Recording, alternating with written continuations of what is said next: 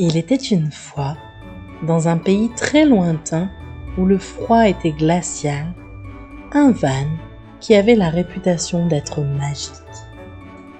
Tout dans ce van était douillet et confortable. Une paire de chaussons bien chauds attendait les voyageurs. Chaque année, à la période de Noël, il se parait de ses plus beaux atours et attendait impatient le jour où le petit garçon viendrait. Il venait chaque année, à la même période, et il passait des heures assis confortablement entre ses plaids douillets, à boire du chocolat chaud et lire des histoires. Cette année-là, le van avait fait le plein des plus belles histoires de Noël que le monde puisse compter.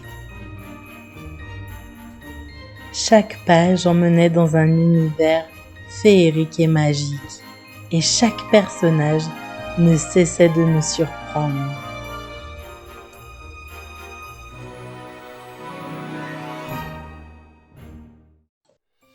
Le jour de Noël approchait.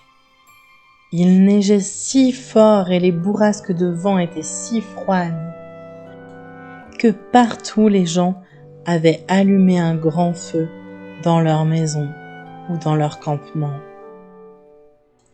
C'est ce matin-là que choisit le petit Léopold pour franchir les portes du van. Bonjour Van.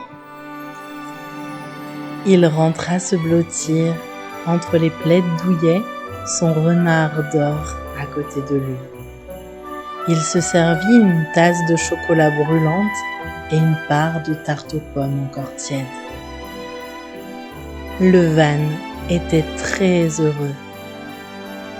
Le van et Léopold passèrent une merveilleuse journée au milieu des livres.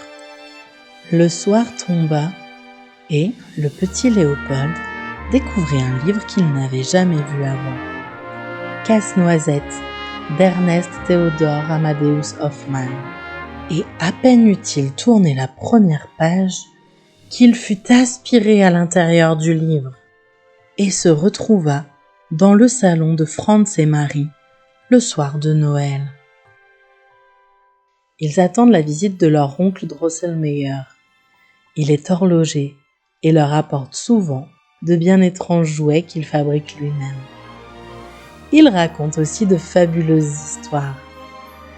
Le voilà qui arrive ce soir-là avec 3 nouveaux incroyables petits automates. Et il sort de sa poche une sorte de poupée en bois, droit comme un petit soldat, avec une grande bouche qui sert de casse-noisette tout simple. Les enfants regardent ces nouveautés et Marie prend le casse-noisette pour voir de près comment il fonctionne.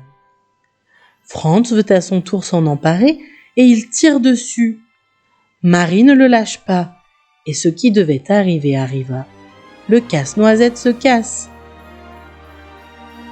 Marie commence à pleurer, mais oncle Drosselmeyer s'empare vite du jouet et avec son mouchoir, lui fabrique un pansement qui lui remet la mâchoire en place.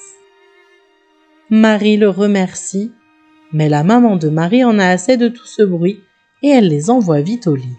« Allez hop, Franz, hop Marie, allez vite vous coucher, vous êtes trop énervés ce soir. » Marie part sagement dans son lit et laisse sa nouvelle poupée blessée dans un petit lit de poupée au pied du sapin. L'oncle Drosselmeyer vient lui souhaiter bonne nuit et lui raconte une bien curieuse histoire. Mais soudain, Léopold se sent aspiré en arrière et se retrouve installé au milieu des plaids dans le van. Oh non, je veux savoir la suite.